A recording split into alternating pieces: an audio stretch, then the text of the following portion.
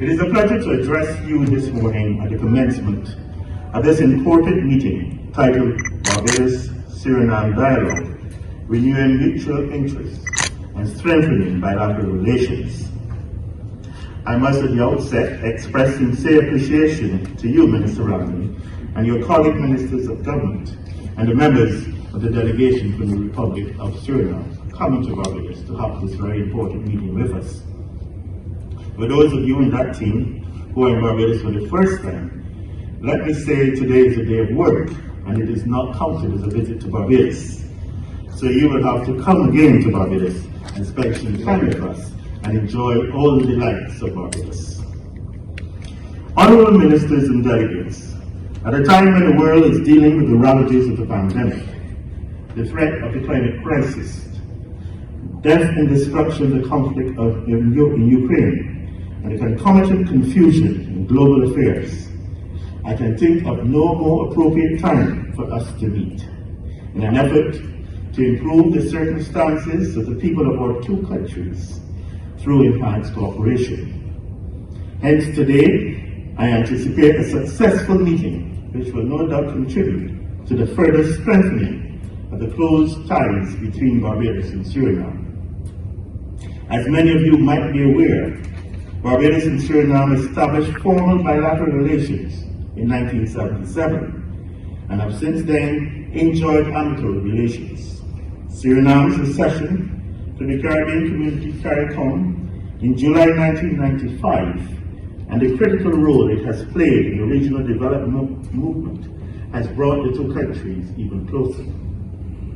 In 2005, the relationship between the two countries was significantly strengthened with the signing of the agreement for deepening of bilateral cooperation. This represented a commitment to pursue practical, pragmatic, and mutually beneficial initiatives.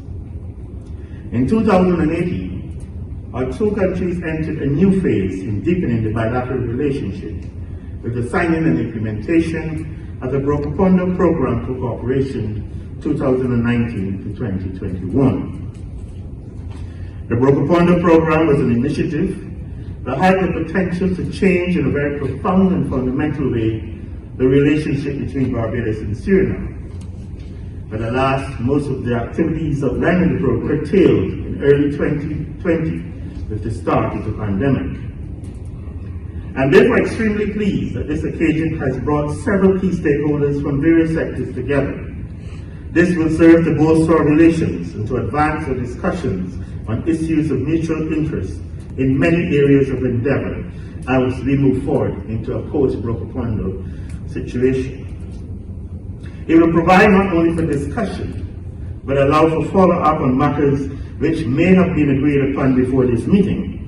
And going forward, planned and focused follow-ups will be critical if the areas of collaboration and cooperation identified in the discussions today are to have a lasting positive impact on Barbados-Suriname relations and on developments within our two countries.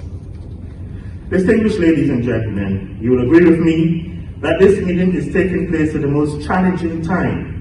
It is appropriate, therefore, that cooperation in the context of building resilience in a post-pandemic economic recovery should form the foundation of today's deliberations. The protracted and multidimensional effects of the pandemic and now the war in Ukraine must compel us now more than ever to have a constructive dialogue with a view to finding creative ways in which we can collaborate better with the private sector and international partners in order to find durable solutions to the challenges we face as small states. In reviewing the relationship between Barbados and Suriname, we have paid special attention to collaboration in priority areas of agriculture, trade and investment, tourism, renewable energy, natural resources, and education. And we have looked at ways and means to facilitate and enhance connectivity between our two countries. However, I would like to use this opportunity to bring into sharp focus the urgency of food and nutrition security to us in this region. And I know that the two ministers of agriculture have been discussing this over the past 2 days.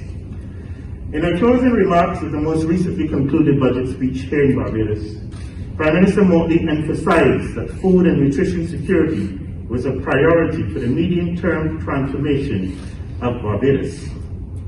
We simply must eat for health and wellness, and fresh and wholesome food is the daily medicine that is needed to tackle the high incidence of chronic non-communicable diseases which afflict the entire region.